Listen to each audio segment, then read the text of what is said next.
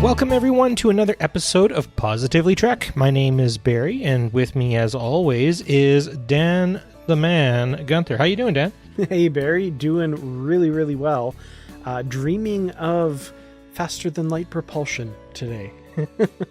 Right? It's actually amazing how often I think about just getting on with it and traveling to, another planet really fast, or what exactly it would mean to get transported somewhere. Would you feel like pins and needles? It just gets my brain going. And so I think we can drop it pretty fast here and say that the grab bag episode we have for you today has a lot to do with the different types of Star Trek ships and modes of transportation in Star Trek. I have just come back from a trip to my mom's house. She lives kind of more in central-ish Alberta, whereas I'm up in the north more.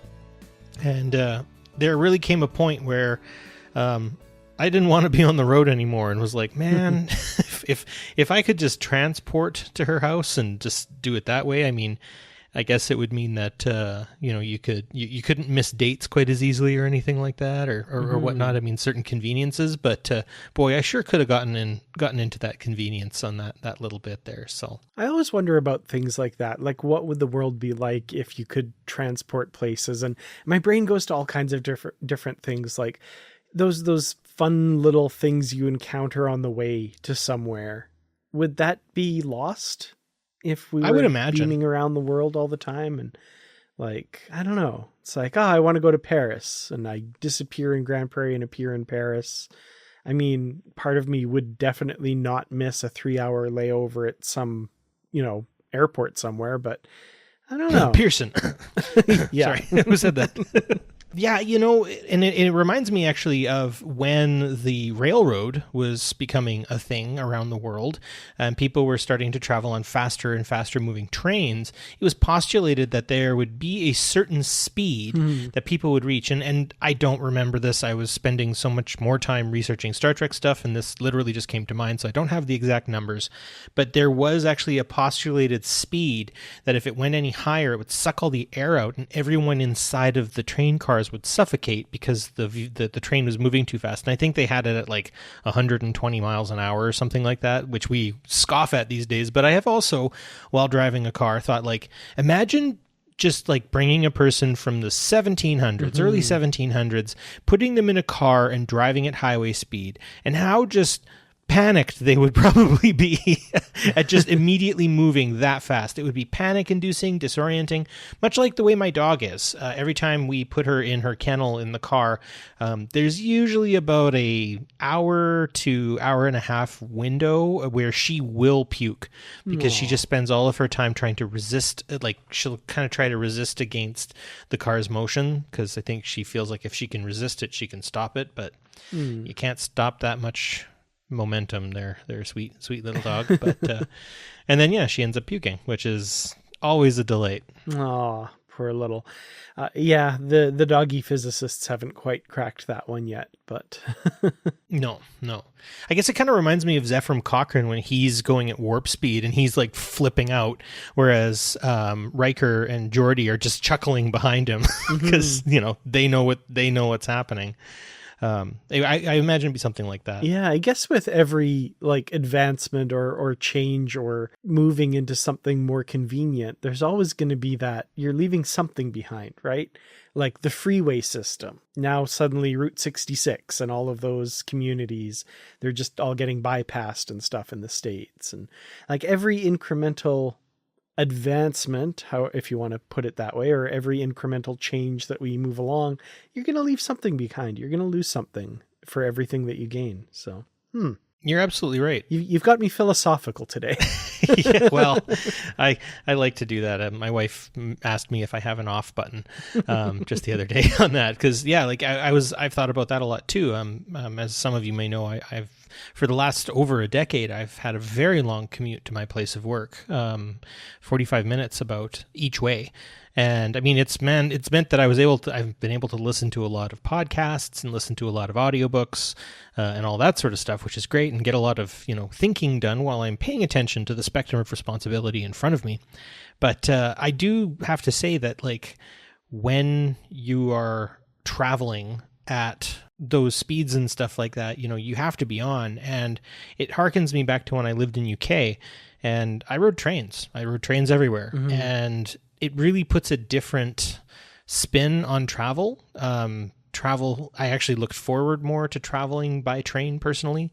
In fact, I had a thing. It was around 2009, 2010, and I had a copy of Star Trek 2009 on my laptop. And riding the train from London to Durham, I would watch Star Trek 2009 going there and coming back at least once each time.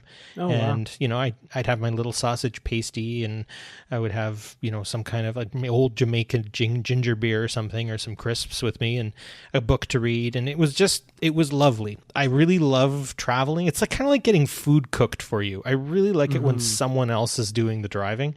So if we could, as a society, move to trains, I would personally be 100% for it. And the thing we would leave behind, I suppose, is independent travel. But I see the efficiency of public transit and train systems, especially high-speed rail. Man, I'd love to see some of that. So I guess on that, we should get to the actual topic here and start. Just maybe I can give the audience an idea of what we're going to be talking about. The first thing is I have to say I have had a love affair with the design of the Star Trek ships throughout my life. Obviously, I have a very warm place in my heart for other designs, and we will get into that topic at the end. But I want to maybe take a bit of a tour through some of the designs of the Star Trek ships, and I suppose maybe podcast isn't the best medium about talking about something very visual, but I suppose we are going out on a limb and expecting most of the listeners to have those visuals in their heads already and some favorites. Otherwise, we should have done this on Kurtrats, I suppose. Yeah, podcast, the audio medium sometimes doesn't lend itself to this, but you make a good point. Us Star Trek fans, we're familiar with these ships. We've seen them over the years. I think we can do a pretty good job of visualizing these for sure. But and I'm sure everybody out there has their favorites. That every Star Trek fan has their favorite starship, right? Yeah, absolutely.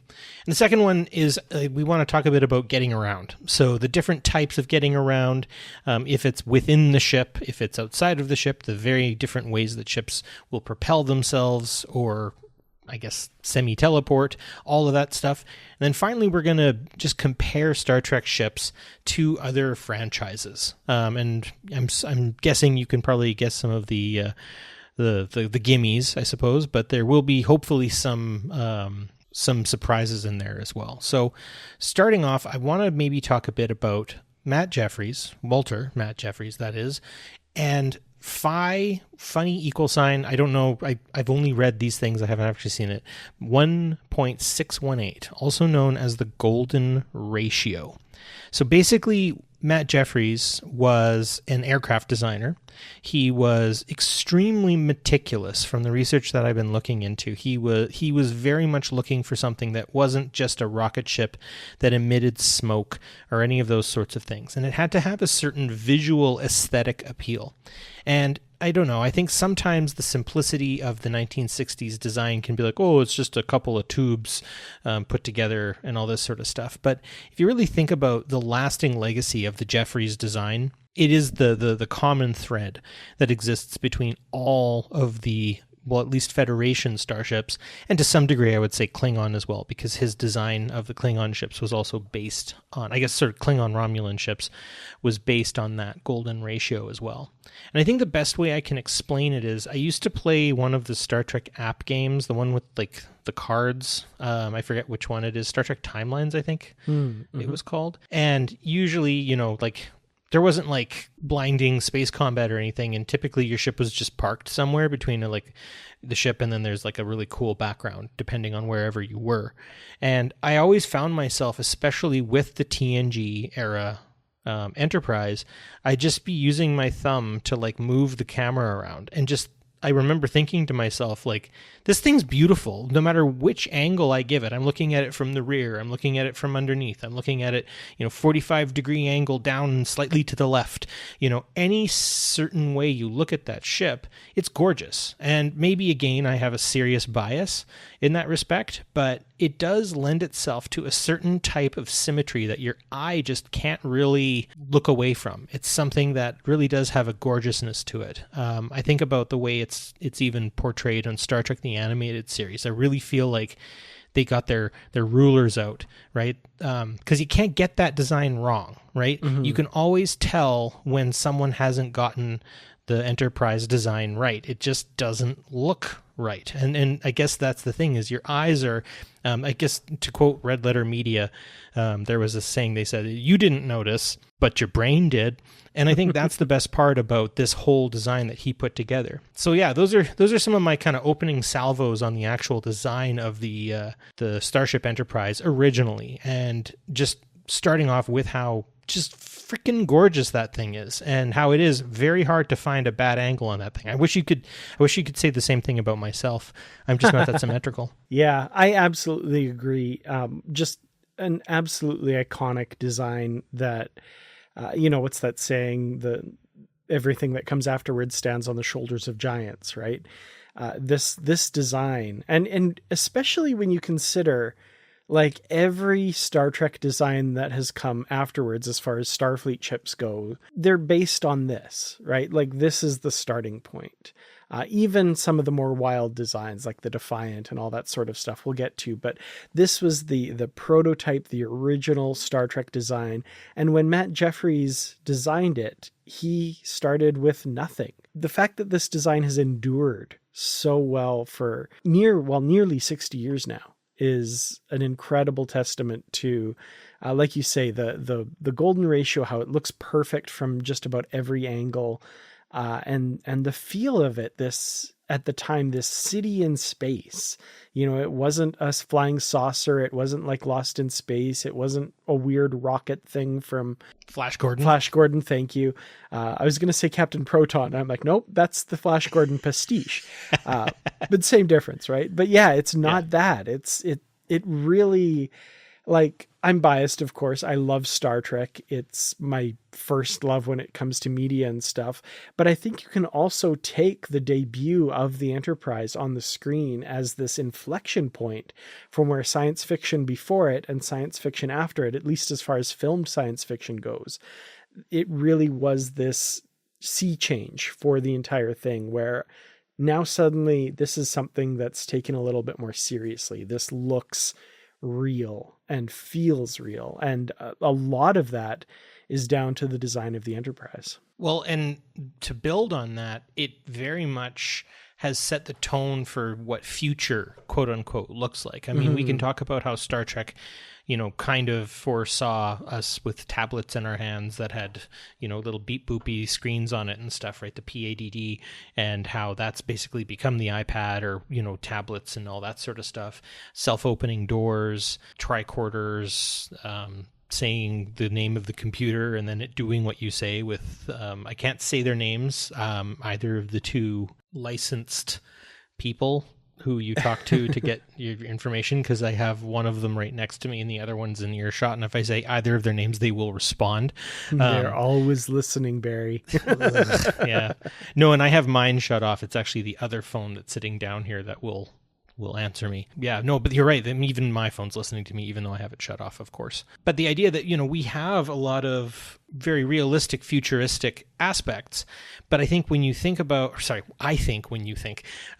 I would say that when you think about a futuristic ship, it's often very much the Star Trek ship that comes to mind, or it's a joke or a play on it in so many different cases.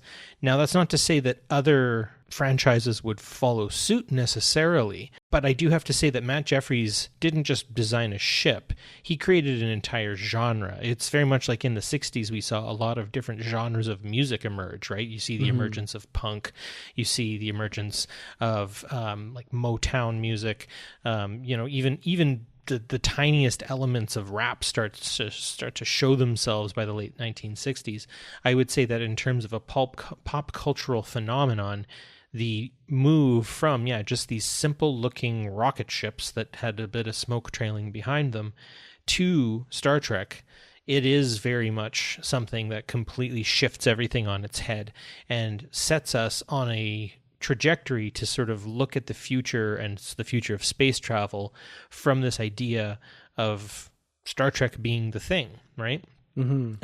I would say even, love it or hate it, the opening credits of Enterprise kind of cement what we were all already thinking, right? It shows all the different enterprises, and it wedges in Zephram Cochrane's ship as well. But then it moves on to the Enterprise itself, which is again a play on the Matt Jefferies design. Those two nacelles that stick out symmetrically on either side to create the warp field, which also makes me really happy when you think about the Albuquerque, I think that's how you say it, warp field system, where again it's sort of like the hull that's surrounded by kind of like a propulsion unit that sort of makes gravity slip forward and sort of be wider in the back, and so it's actually not you that's moving, it's space that's moving around you, and that's why you kind of slip through it like a piece of rice wood between your fingers or something, like a wet piece of rice wood through your fingers or whatever. Mm-hmm. Anyway, I could go on forever about all of the aspects of what I love about the ship, but what would you say is, your favorite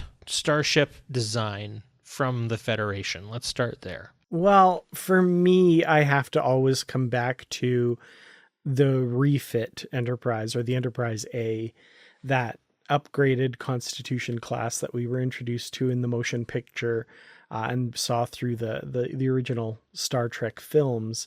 There's just something about it where like it takes that Jefferies design, which I do love. Like it's very close. Like that's a very close second. I just feel like that refit design just kind of punted it to this next level and made it really sexy and just a really cool design. I just the other day rewatched the not when Kirk is flying around the Enterprise and admiring it, but when it's leaving dry dock and all those floodlights come on one at a time, and the pennant on the side lights up and the deflector dish starts glowing orange, and the ship just very slowly slips its moorings and starts heading out into space. It's so awe-inspiring. It's so gorgeous. No Star Trek, I think, before or since, has felt as real as that moment, if that makes sense. Like I feel like I'm in the spacesuit of that little guy who's like waving them goodbye, and this Yeah. massive ship is just sliding past me. The variation of colors and that pearlescent paint on the hull to kind of give the illusion of hull plating, and all the little extra greeblies they've added, and the little just all those things that you feel like if they had a little bit more money in the 60s, they might have tweaked that a bit, or if they could get the fidelity of the camera to pick that stuff up, they would have, dolled the ship up a little bit with them. I feel like that is just the best treatment an Enterprise has gotten, and it is gorgeous. And yeah, I would have to agree with you. The refit is my favorite design of the Starship Enterprise, kind of them all. And I would say very similarly the same thing. And I think it has to come down to the fact that like you have to see the motion picture on the big screen to truly, truly appreciate that. Or if you have a big enough screen, I actually have friends who have a big enough like a big enough television screen that I think I might try to ply them with cake or something to be like, you want to watch a movie that might be boring to you but won't be to me? I'll bring ice cream cake. Because yeah, you're right. You have to see that. You have to see that whole bit of, for lack of a better term, starship porn in a very large, or at least a high fidelity ratio, to get all those little details. And little details are definitely, things that I think that, Andrew Probert really built on, right? Those phase 2 designs by Matt Jefferies. He stayed true to the original design while still revolutionizing it, right? If you actually look at the ratios, the saucers don't even match up, right? It's not a refit, it's a rebuild, complete. Absolutely. Right? Nothing really matches, but it still falls, I think, within that golden ratio, though they add technically some kind of more finny designs. I always felt that the TMP / motion picture nacelles were kind of like Cadillac, the grill on the front, and they're very like 1950s sort of streamline train kind of style to them that for me again just really does it. They're chonky, and again there's still a bit of understatement to it as well. I think to some degree Star Wars must have played a bit of a bit of a part in kind of creating that more textured design that I think we know and love about that refit. Because, you know, I always think back to the 1977 when the blockade runner is right over Tatooine getting shot at right at that very first shot. And then you get this massive Star Destroyer, right? With all those intricate little bits and points and pieces to it. And there's laser fire, whatever they call it, blaster fire happening back and forth and stuff like that. Those flashes, I think there's definitely something to be said about how, you know, Star Trek did a lot of influencing, but then also reacted to influence as well. And I think it built on those things extremely well. So we're in agreement. I don't know if everyone would agree with us that the refit Enterprise is, but if you were a person of taste, of course you agree with us, right? I will never judge a person on which Star Trek ship is their favorite. As long as they have one. Right. Yeah. So what's your second? What would be like, where do you go with your second design then? What else kind of really speaks to you, right? If we both agree on this, it's kind of like math. It kind of cancels itself out. Where do you go after the refit? That's a tough one. There's a lot of really great designs. One that I already mentioned, actually, which is a bit of a weird choice. I love the Defiant from Deep Space Nine. I think it's very much outside the norm when it comes to Starfleet ships. But from first seeing it on Deep Space Nine when I was a kid, showing up on the screen, and I was kind of going like, that's a Federation ship. And then a few episodes later, just being in love with that ship, that tough little ship. I'm not a very martial person. I'm not a very, you know, war is great, rah, rah, rah person. But there's just something about that compact design. It originally was supposed to be like a beefed up runabout was what they were going to do. And they're like, no, actually, let's make it a starship. But still keeping it in that, you know, tough, compact design. The interior sets, you kind of feel a little more claustrophobic, like a submarine. There's just something about it. I would love to explore a Defiant class ship. Absolutely. And I think the Defiant gets away with everything just because of its personality, right? The ship looks like a little pancake moving through space, kind of, to me. I always thought that. And I also developed a love for the ship over time. Because, yeah, when I first saw it, I was like, you're kidding me, right? Like, you have some of the best space, like, starship designers in our genre, right? John Eves at the helm here. What the hell are you doing?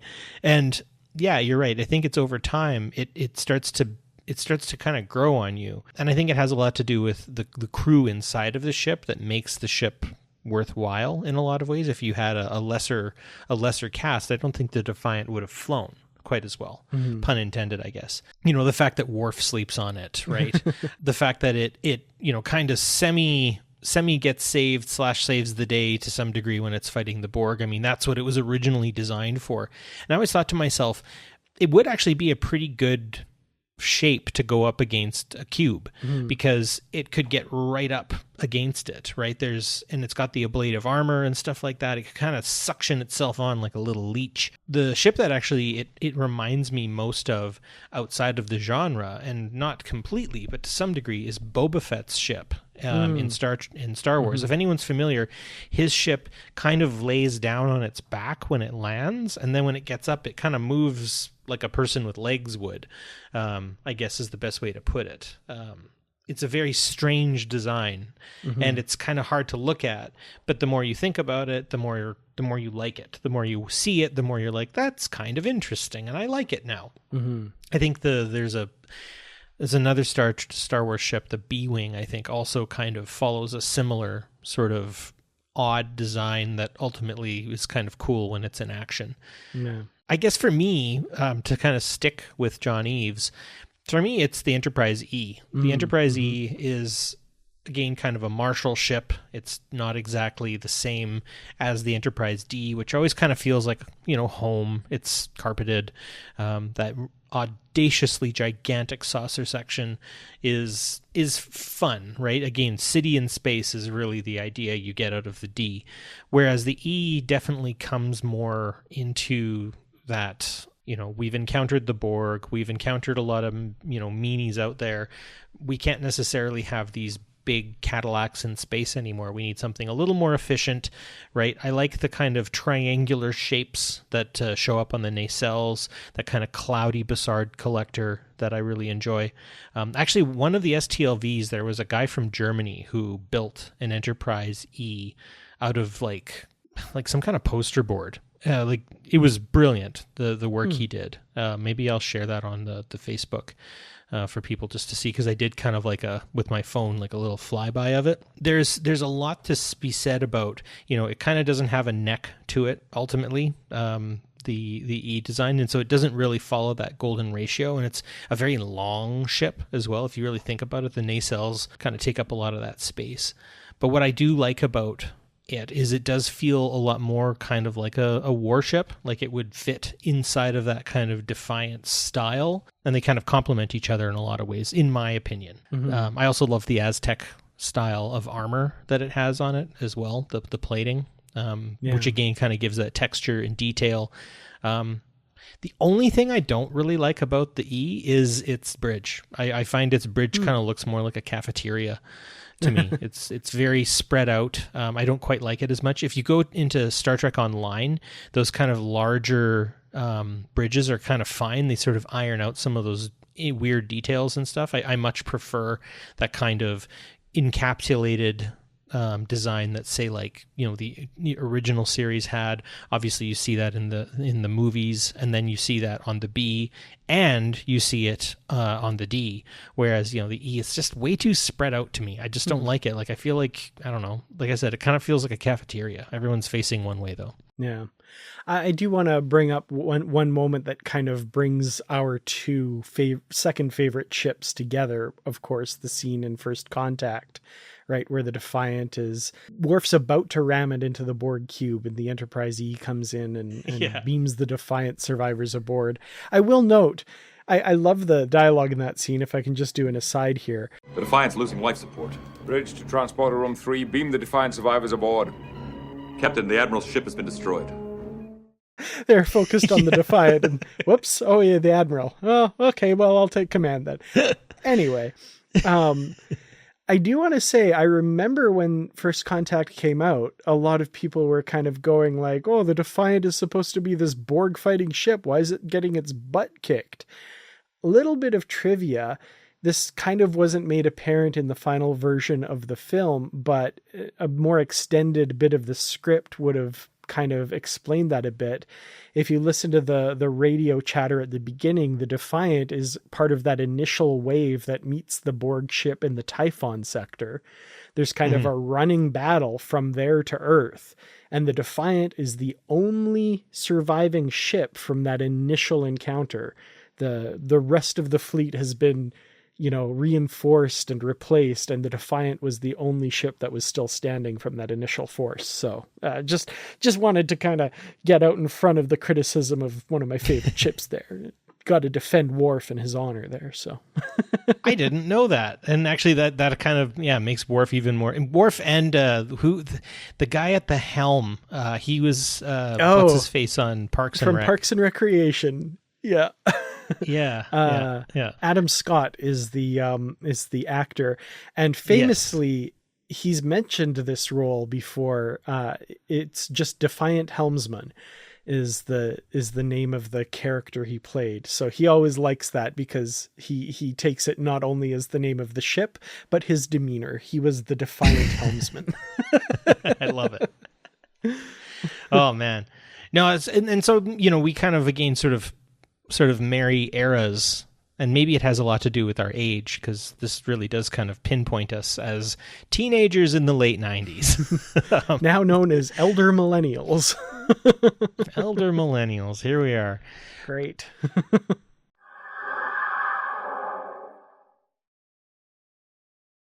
This episode of Positively Trek is brought to you by our supporters on Patreon. A special thank you to our Constitution class supporters, Jim Stoffel, Joyce Murin, and Paul D. Kinnear. To help out with the podcast, visit patreon.com/positivelytrek, where for a small monthly donation, you can get early access to ad-free episodes, shoutouts, exclusive content, associate producer credits, and more. Thank you so much for listening, and live long and prosper. One thing I want to talk a little bit about is the Okudas and their interior designs and how much I have to just give them some love. I always seem to bust out the Star Trek Las Vegas stories, and I'm sorry, everyone, but it's really a point of reference I have. And so I had been in Las Vegas for the first time, and I'd only been in Las Vegas for about 4 to 5 hours, and was kind of in the process of just putting myself out there when Mike and Denise Okuda were in the cafeteria. And so I was walking around a friend of mine who was playing as the Santagorn, and wound up just getting to talk with Mike and Denise Okuda for a while, and we sat down and we had lunch and we spoke. And I had actually just submitted my main thesis paper for my master's degree, and I'd been talking about youth communication online, and I kind of posed my arguments to Mike Okuda, and he emphatically disagreed with me on pretty much everything. Wow. He said I had good arguments, but he completely disagreed because I was talking about sort of like normative cruelties in youth communication online, and he had a much more positive outlook than I did, and was very, very like adamantly disagreed, but in a respectful academic sort of way.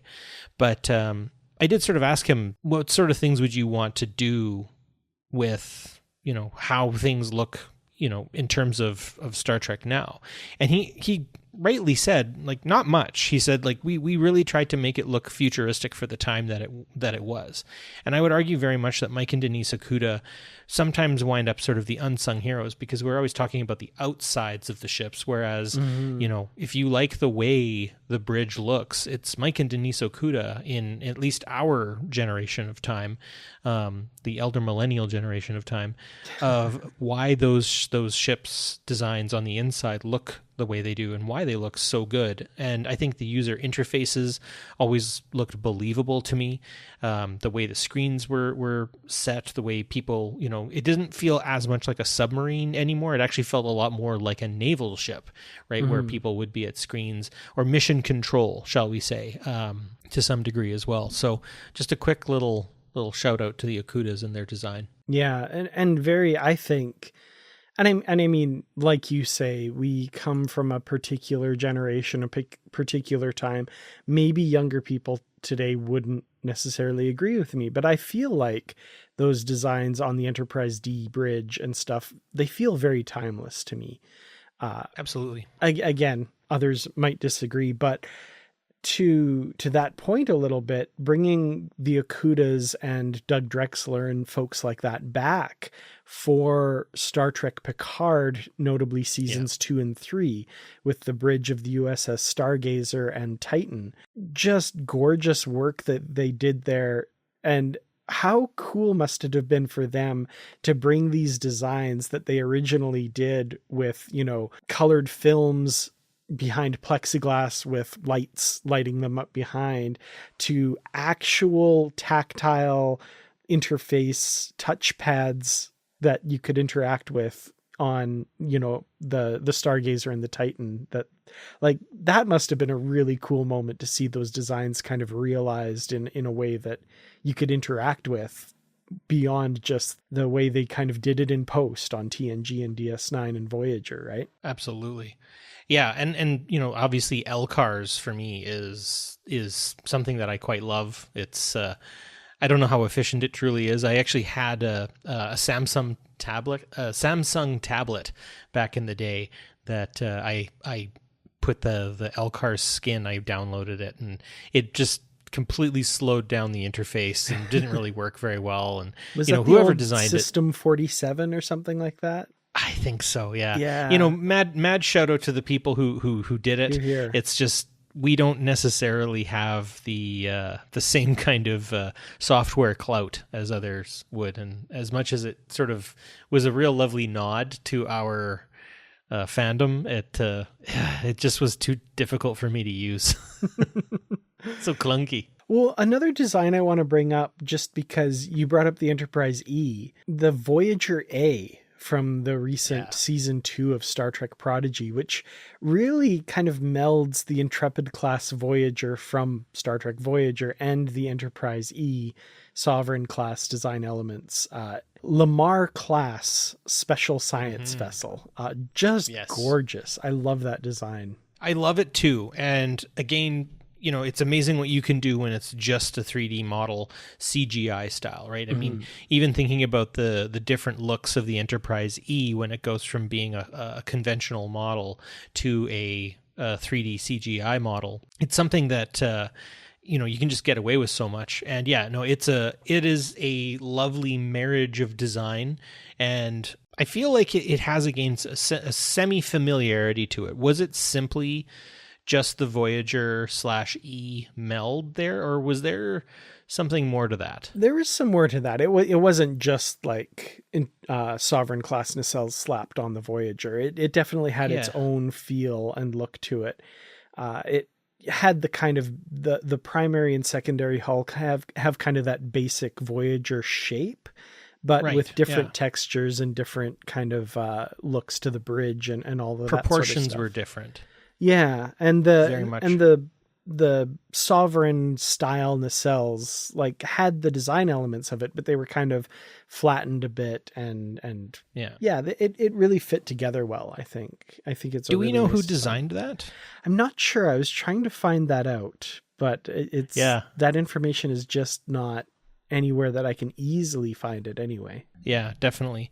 Well, the other kind of shout out I would like to give would be actually the Enterprise G and Bill Krause for his work. I've been following him on the social medias for quite some time now, and quite enjoying his different designs and how he's put everything together. And the idea that fandom has definitely kind of found its way into the design of these ships. I want to kind of give that shout out to the fans, who end up winning contests to be able to design ships, like Adam Illy and his Starship design. And the fact that Star Trek Online has really just gone to town on so many different variants and styles of Starfleet ships. I actually used to have on my desktop a picture of all of the different variants of ships that existed on STO.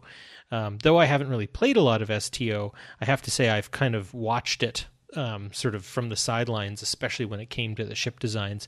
I mean, there's even different variants on the Sovereign class that I really enjoyed, and how they differentiate from each other, and so on. And it goes on and on and on and on in quite a large way. But Bill Krause's design on the Enterprise G, I think, really did take a lot from that kind of the original Andrew Probert sort of style, but he definitely created a bit more of a futuristic kind of feel to it, sort of almost like a manta ray sort of feel. It actually, the saucer section kind of reminds me a bit of the Cardassian ships, the front of them a little bit, which I've always appreciated quite a bit. Well, one thing I do have to mention, if we are shouting out fan designs that have kind of made it into the mainstream, I do have to bring up the original Sean Tourangeau, who designed the Titan for the Pocket Books novel lines back in I guess it would be the early 2000s. Yeah, it would have been after Nemesis. So yeah, early 2000s. And then that's now made its way into canon Star Trek as well. So and also the U.S.S. Aventine from the novels afterwards as well, which has been ported into STO as well since. Yes. Gorgeous designs. I have that Eagle Moss ship of the Aventine. Oh yeah, and me too. Have to say it is truly gorgeous and almost bird-like to me. It's the way it looks kind of in the front there. Very, very sort of, again, kind of strange look, tiny nacelles. But no, the Aventine is absolutely beautiful. I think it was Mark Rademacher made the Aventine, if I'm remembering correctly. Okay. Just to shout him out too. Fair enough. Well, I think there's also a bit of a shout out to, and I'd forgotten his name, but what got me back into Star Trek in 2009 was Ryan Church's designs. Of course, we've got the 2009 JJ Trek. I guess they, kind of a harkening back to the 1950s. Bubbly is the way I'd like to consider those ships. For whatever reason, they feel kind of bubbly.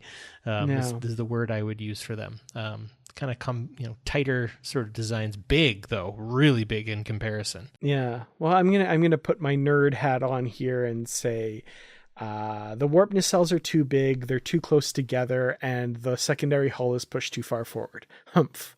No, I'm just kidding. True. There's aesthetic things that bugged me about it, but you can't deny that he helped bring back Star Trek in a big way in 2009. Absolutely. So. And that weird whining noise they make when they fly around.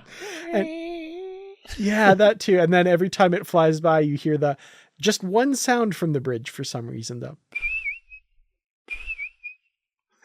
Yeah.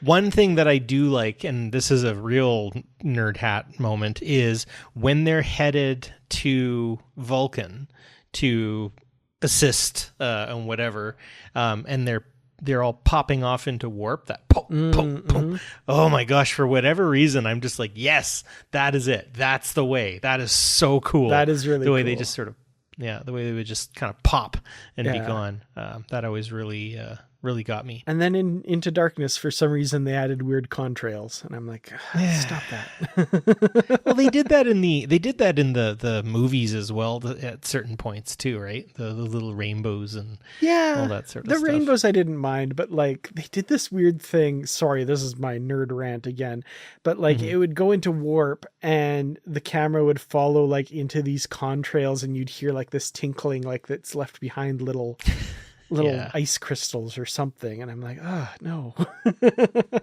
Yeah, anyway. It's a little frustrating.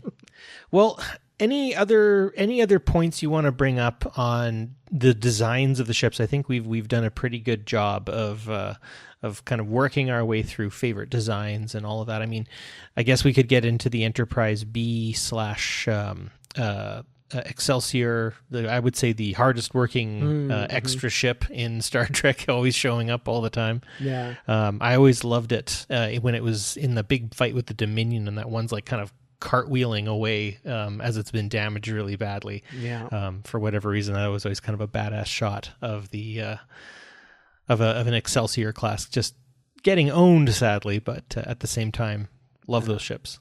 Well, some quick, just rattling off ones that we haven't mentioned that I think are worth a mention. Richard James and Rick Sternbach for their design of the U.S.S. Voyager. I think yes, a good design, solid, following in that TNG kind of design ethos. And then I also want to mention Doug Drexler. We touched briefly on the NX-01, but I think that deserves a little bit of an extra call out here. One of the things that I loved about his design of the NX-01 is that every little tiny thing on that CG model, that very, very complicated CG model of that ship, has a purpose or something, right? Like every little hatch was designed to, if you asked him, he'd say, oh, those little things that look like landing pads on the side, those would open up and little worker bees would come out for doing maintenance. Those little things there, those are deuterium refueling ports. These, like, he really just every square centimeter of that ship had something that it did, and it was very practical. And I love that. I think that's really cool. Doug Drexler is the Imagineer of Star Trek for me. Yes. I got one of his calendars every year for probably a decade solid. Yeah. Just, so many wonderful designs. There you go. Yeah, we're looking at one right now. Yeah, no, he is... he lives, eats, breathes, and sleeps Star Trek ships in a way that even I would have to say I admire. Because he can draw them too. Yeah, absolutely. And then the other thing I would shout out with regards to him is the refit version of the NX-01, which would have been, had Enterprise continued, what the ship would have ended up looking like, which until recently only lived in kind of outside of canon stuff, but now with Picard season 3, that finally got realized on screen. And you could tell from his social media posts how giddy he was about that. So that's really cool. Absolutely. Well, let's move on to getting around in other ways rather than the ships themselves. And I just have 3 points that I want to bring up on this. And the first one is artificial gravity. The obvious answer to all of this is shut up, Barry. They were doing a TV show for low budgets, on the Desilu lots or eventually Paramount lots. They weren't able to suspend people in the air when things went wrong. That's just too much work. This isn't Hong Kong. It's not wirework cinema and all that sort of stuff, even though I do think that an opportunity was lost to work with Hong Kong cinema and wirework, because then you could get people floating around all the time. That said, all of that just totally said, then the other problem is anyone with long hair. Obviously that's going to be an issue. So I keep arguing with myself here, but I have to say that getting around the Starships Enterprise, all of the ones, has always been interesting, because you never really fully, when they're running through the ship, it never really gives you a sense of exactly how much distance they're covering, how far they're actually going. And, a couple of different kind of tangents that I could go on really quick was, in Doug Drexler's design of the Enterprise, NX-01, there was the sweet spot, right, where you could kind of float around in the middle. Or when you think about Through a Mirror Darkly, when to fight the Gorn, they just turn up one of the gravity platings to pull it down to the ground so they could kill it a lot more easily.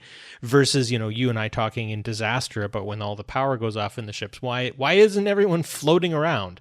Obviously, the simple answer is it's television and it was filmed on Earth, you doyoy. But I do have to say that this basically gives me the idea that the artificial gravity plating is just actual magic. It's the true magic of Star Trek. There's never been a suitable explanation for it, and that's all I have to say about that. Yeah, the gravity, I think early on, like in Enterprise, it's supposed to be just kind of a field that's generated throughout the ship, which is why you get that sweet spot. And then in later iterations, it's supposed to be grav plating inside in each deck or something like that. Which begs the question, why is there gravity in the turbolift tubes? Because now your turbolifts have to actively fight against gravity if they want to go up. And if you're outside of a turbolift, you can fall. So, there should be no gravity in some place. Like when you're moving cargo around a cargo bay, why would you want gravity in there? Exactly. Like when Riker is fighting the monster Riemann in Nemesis, in the right? bottomless pit below deck 29. Yeah. Yeah, well, I mean, there was a lot of oopsie doodles there. I would say that is only matched by the interior of the Discovery when they're like moving around it and all the worker bees and the turbo lifts and stuff, and you're just like, how big is this thing? Yeah, I say. The interior of the ship is very much always something of convenience, right? It's always going to be kind of this is convenient for us to use and to utilize, and therefore this is the actual magic of it. Mm-hmm. There's a YouTube channel that showed like the actual size of the Enterprise D, and then noting that in several episodes they say that the population of the ship at any given time in those two instances was 1,014 people. And it shows the ship and then like the concentration of those people all kind of standing together. And it's like this postage stamp sized little bit on this huge starship, and like calculating the internal volume and the number of people. It like you could wander for days without seeing someone, apparently. It's like an empty dying mall. Yeah, which makes like, I don't know, the Enterprise feel like some sort of gothic horror thing now. Like, hello? It's Starship Mine, but like in like a really terrible way. Yeah, and it's weird. We only ever saw the same 5 or 6 rooms and the same 2 or 3 corridors. It's because they didn't have to go to any. We barely ever saw the dolphins. Yeah. I actually have that cutaway Enterprise poster from way back in the day. Some of you will immediately know or be able to look at it while you're listening to this, or know where it is in your house. I have it in my office, which I have to move to my new office, which is where I'm talking to you from now. One thing I have, and actually It's on the shelf behind me here. The Star Trek The Next Generation blueprints.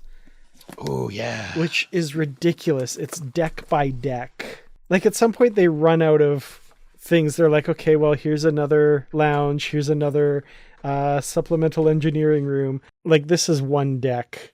The Enterprise D is insanely massive. So many rooms. Those are all like lounges or something. I don't know. Makes you think like in episodes where it blows up, like the carnage. Yeah.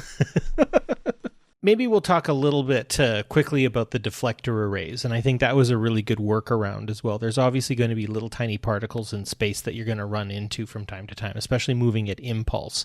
I also think very much that, from the rocket ship design that was original, and something that I think they were starting to realize was a thing when going out into space in the 1960s and onward, was the idea that a tiny particle moving through space, the size of, a Phillips, head screwdriver, could ultimately completely destroy your entire ship if it hits you.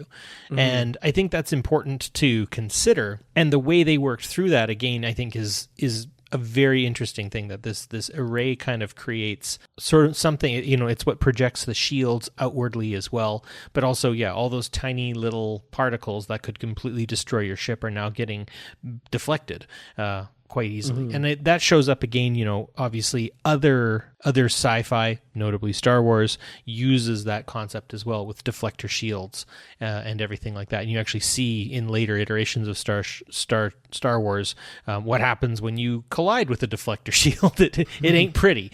So no, I appreciate that. And again, just kind of like a really quick piece before we get into another question I have for you, Dan. Mm-hmm. What do you think about the transporter paradox? Do you think that that what the transporter does is it takes you apart cell by cell and reconstructs you somewhere else? Or do you think that it destroys you cell by cell and puts you through what they call the pattern buffer, where then you are recreated somewhere else as an exact copy of what you once were, meaning the you that was born dies, and a you that is a perfect, exact, indistinguishable copy, even with, perhaps like cancer cells or something inside, gets put somewhere else. Where are you? And are you one of those, yes, it just works for the story, shut up, Barry? You can also take that one too. Well, for my own sanity in watching Star Trek and my own hope for the future, it absolutely breaks you down and sends you somehow via a matter stream, I think they call it, and recombines you on the other end exactly as you were, with no loss, yada yada yada. If that's the case, where did Thomas Riker come from? Well, to that I say, shut up. There's the transporter paradox. I don't know, like, from the lips of the man who invented it in Star Trek Enterprise, he says it doesn't make a quantum duplicate of you. It actually sends you. So I'm just going to believe him and hope he wasn't just, taking the money and running. Because who would know ultimately too, right? I think that's the thing, is these things being little suicide boxes. I guess for me, where I really finally thought about it was years into my teen years, when I finally watched, again, we go back to the motion picture, and you have that botched transport that takes place, and that screaming Vulcan. Oh my gosh, like that really, I still fast forward through that sometimes, to be perfectly honest with you. And like, no wonder Bones can't handle transporters. Yeah. Like, jeez, crow. Like, that was probably one of the most, like, we talk about more recent Star Trek being gruesome. That was incredibly gruesome. That was horrifying. Yeah. The fact that, like, in that same movie, after that is when, one of them refuses to get into the transporter beam and come on board, and they all kind of chuckle and say, oh, well, let me go have a talk to him. Like, no, he's perfectly like, are you kidding? You just saw. And if you read the background material of the novelization or whatever, you just saw your new science officer and your wife get destroyed by that transporter, Kirk. Like, what the hell's the matter with you? Yeah. But yeah, like, oh yeah, I'll always, what we got back didn't live long, fortunately. Oh. Yeah, No, chilling. I explain the transporter paradox to students and other people who are either captive audiences or willing to listen. The idea that I could type out an entire essay, right? And then I could print it. And then that would be the essay I have. And then I could delete that file and make it disappear. Well, which one's the original, right? And then I could take that essay that I wrote, and then I could scan it onto a PDF document, and then I could set fire to the paper copy, and then have the PDF copy, which one's the original. Mm. And then I could take that PDF copy and reprint it, and then delete the PDF copy completely, and then have a printed essay. What's changed? Yeah. And that's the end of, and like, that's the thing is like, it gets us into a very ethical dilemma. And I would love to actually like really delve into the ethics of the transporter one day, perhaps, and get like someone who maybe knows more than you and me on that sort of thing. I feel like that's an some episode kind of in and of itself for sure. Yeah. Yeah. The transporter paradox, and like, should we be afraid of this idea, and what truly is existence in that respect too? I mean, if it is a suicide box that kills you and recreates you elsewhere, I'm never taking a transporter under no circumstances. No. Well, I love this, person I was talking to about this, and they totally played devil's advocate and kept switching back and forth between this thing. So it was like, it's a break in consciousness. Your consciousness stops. So therefore what comes out on the other side might not necessarily be you. And you're like, yeah, that makes sense. It says, well, what about when you go to bed? Your consciousness stops when you fall asleep and starts again when you wake up. How do you know that you didn't just wake up this morning as a being with all the memories of some other person?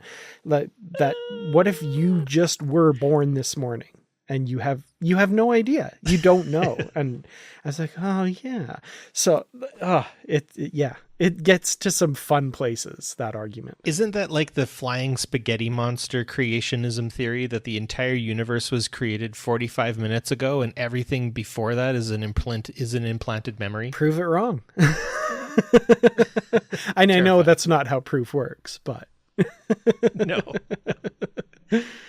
Oh man. Well, let's finish off our conversation by maybe comparing these lovely aspects of Star Trek, the ships, how we get around and all that sort of stuff, to some other franchises. And obviously I want to start with Star Wars, just because I do have to say I grew up on Star Wars as well. And I love the kind of more dirty looking ships of Star Wars, right? They're less symmetrical. They've got little doo-wackies and bit bobs kind of sticking out of them.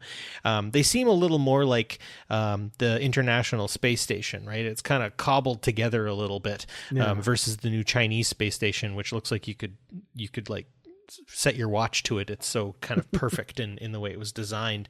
But there is something about that kind of scruffy, dirty, kind of junkyard spaceship that is also somewhat endearing. And so I might ask, just to start again, do you have a favorite Star Wars ship? Ooh, that's a good question. I mean, some of the fighters are always fun. I found myself drawing the TIE fighter a lot in my notebooks for some reason when I was younger. I liked the simple shape of it, but the X-Wing, I love the asymmetry of the Millennium Falcon with the cockpit off to the side. That just always kind of struck me as fun. The kind of cobbled together, rough and tumble rebellion stuff versus not clean, but the very symmetrical, put together Empire stuff that kind of had this imposing feel. I like a good Star Destroyer too. There's a lot in Star Wars that I like, but probably the X-Wing. I like the deploying the S-foils and zipping around like you're a World War II Spitfire or something. Absolutely. I think for me, it's always going to be the Snowspeeder. I've always loved the Hoth Snowspeeder. I love the fact that when they like turn left or right, the little panel comes up to like help kind of turn the ship a little bit faster. I actually have a Snowspeeder model somewhere in my collection of kitsch somewhere and one of the panels has been knocked right off. And I remember initially being quite upset that was the case, but I'm like, no, that's like totally Star Wars. Of course there'd be a snowspeeder with a missing panel or something, right? I can only turn left, guys. Yeah, sorry. Otherwise it's going to be a really, really wide turn. I'll get there. It'll just take me a little longer. Yeah. No, I think that, obviously moving into sort of the sci fantasy or the instead of science fiction, science fantasy, you can get away with a lot more, right? The hyperdrive isn't quite the same. There's hyperspace lanes, all that sort of stuff.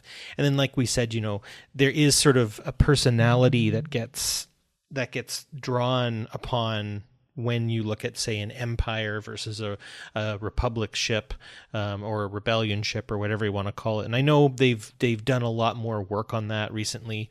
There's been so much more to the ships and everything. But there is maybe something a little more utilitarian about those ships. I mean, I'm thinking about Andor, that series. Like, there is no special ship in Andor. It's, it's like getting into a Chrysler LeBaron, like it's a car and it'll get you to the place you need to go. There's nothing special about it, but there is still that imposing scariness of the TIE fighter that, kind of buzzes some of the characters at certain points and whatever else. But no, I appreciate the Star Wars outlook on things. There is still kind of that rocket feel with the especially like, say, the back of the Star Destroyers with those 3 massive, and then there's the 4 kind of smaller rockets on the back of those. But no, outside of that, I do have to say that, like, Star Wars, has some of those very iconic, you think about that, but you don't necessarily think about those ships in the future because, of course, it all took place long, long ago in a galaxy far, far away, apparently. What would be a franchise you would say you enjoy the designs of? I mean, Babylon 5 comes to mind with the design ethics of each of the major races in the series, including like some of the background races, one of whom just has the stereotypical UFO, and you're like, oh, those are the guys that visited. There you go. Yeah. But I love, like, if you're familiar with Babylon 5, you have the like organic looking Minbari ships and the Vorlon ships and the very, imposing looking kind of rough Narn ships and the kind of pretty Centauri ships, but also very dangerous. And then the very industrial Earth ships with the big rotating sections to do gravity and stuff. I really enjoy the ship designs on that. I have again on my desktop a Hyperion class heavy cruiser. Mm-hmm. Just love them. Like, it really does just scream, I'm a battleship in space, everyone. Look at me. Yeah. Right. Even like the fact that like it kind of has like trusses on it and stuff like that. Just absolutely very cool designs. And a lot of people maybe sometimes get taken away from Babylon 5 because, it's Commodore 64 graphics, and those aren't necessarily as slick or as cool as the graphics of today. And I mean, there have been a lot of people who've wanted to see, new renders and whatnot, but honestly, I like to go back to it. I like to see those old styles. And honestly, again, like we said about, or like I said earlier about the way, the Defiant kind of grew on all of us. It has a lot to do with the cast. It has a lot to do with the characters who are hypothetically inside of those ships that make them good, that make them lovely. Mm. I would be remiss if I didn't bring up the Expanse. Yeah. I have on a number of occasions in the past. I like what they do with gravity, the flip and burn idea where their only bit of space magic is the Epstein drive, right? They're still kind of rocket ships too, which I do appreciate that they've kind of gone back to. But the idea, for those of you who haven't heard, basically the idea of the Expanse is you're moving at perpetual motion. You're moving faster and faster and faster, which kind of creates an artificial gravity in that respect because the ships aren't designed like ones you would sit down in like a car. The ships are buildings. Basically, they're designed like if a building was a spaceship and the rocket was on the bottom, all the different floors, right? Your feet would be the ones pushing against the ground, which actually makes perfect sense. And then when it comes time to slow down, the ship flips and then it slows itself down at a certain rate that again recreates gravity, or at least what gravity would seem to be like in different places. I do have to say that, again, you've got a ship there, the Rocinante, that goes through a number of different kind of wardrobe changes, I'd like to maybe put it, which I think is kind of cute. But it is, again, very much... I feel the Defiant in it. I feel it is very much sort of a sibling or a cousin or a well-wishing relative of the Defiant, right? It's ugly as hell, but boy, do you just love it by the end. It's a character in and of itself in a lot of ways. And it very much, the characters themselves, just they identify with that ship. Legitimate salvage. Absolutely. Legitimate.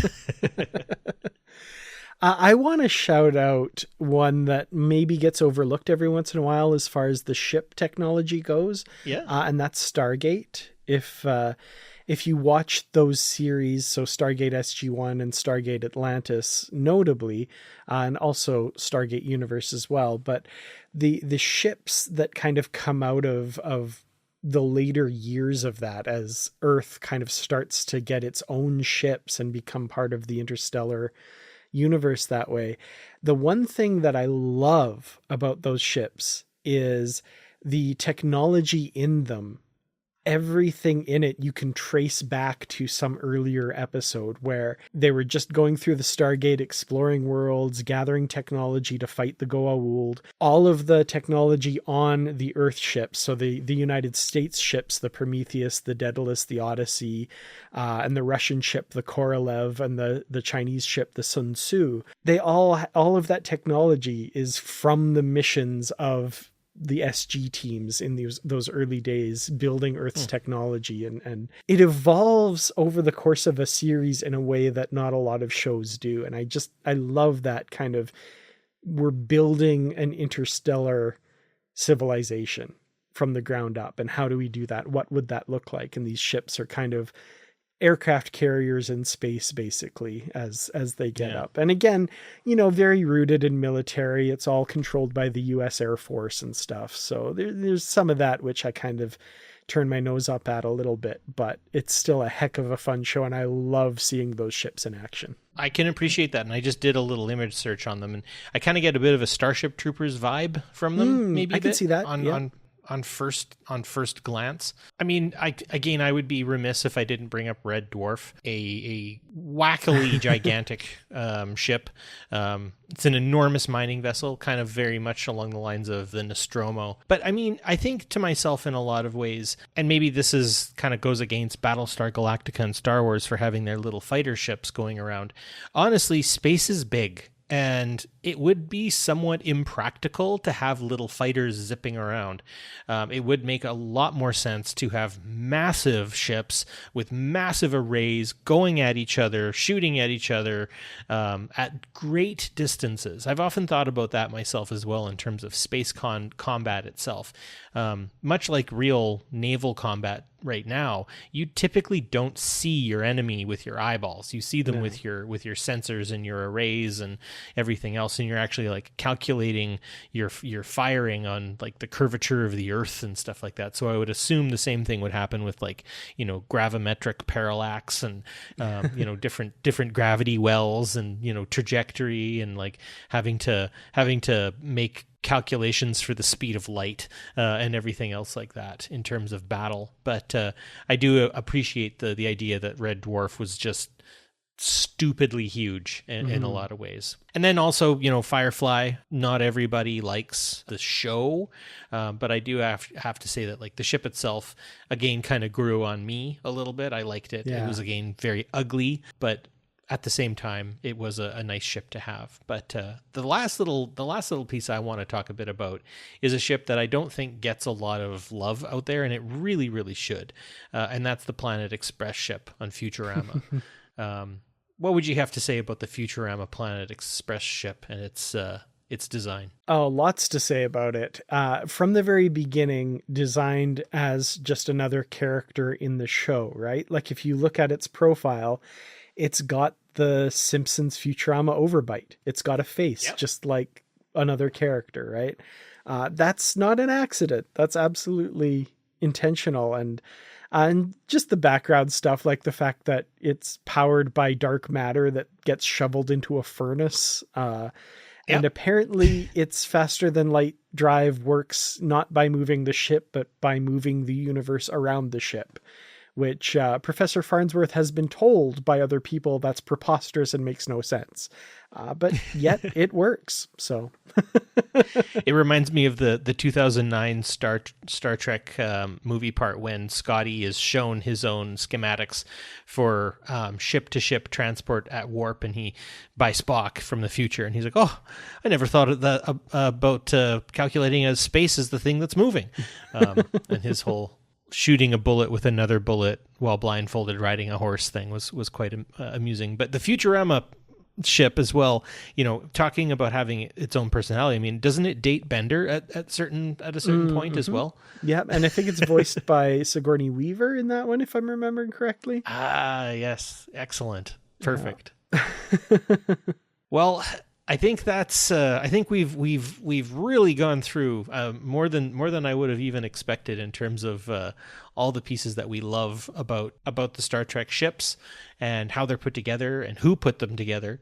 And speaking of which, I will try to remember to throw that image or the video of the Enterprise E that I saw at Star Trek Las Vegas one year for everyone to just enjoy, because it is again a little bit of gratuitous starship porn, as we would perhaps uncouthly call it. A little crass, but it's a little crass. The sentiment is appreciated for sure. Yes, and well, you can find us on the Positively Trek Facebook discussion page, and you can also keep tuning in. We've got quite a back catalog here that I'm still quite honored to be a part of some of that back catalog as well. I don't know how many episodes I've been on actually. Ooh, that's a good question. Of the 270 somewhat episodes, I think. Yeah.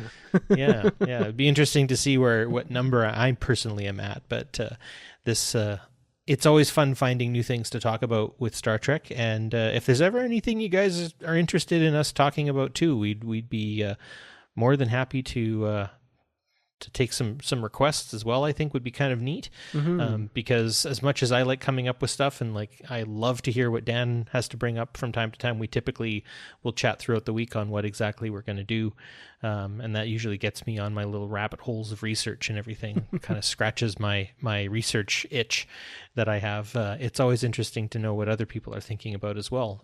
If you're obsessing about something like I obsess about Star Trek, drop us a line on the Facebook discussion page. Yeah, and let us know what your favorite Star Trek ship is as well. I'm curious to see if the people out there are refit people like us, or if there's another ship that you think is your favorite. So, well, I think with that, keep dreaming about ships and all the different styles and designs out there. And while you're at it, stay positive. Positively Trek is produced and edited by me, Dan Gunther, and co-produced by Barry DeFord on Treaty 8 territory, the home of the Beaver, Cree, Dene, and Métis people, whose histories, languages, and cultures we respect. We acknowledge the many First Nations, Métis, and Inuit who have lived in and cared for these lands for generations.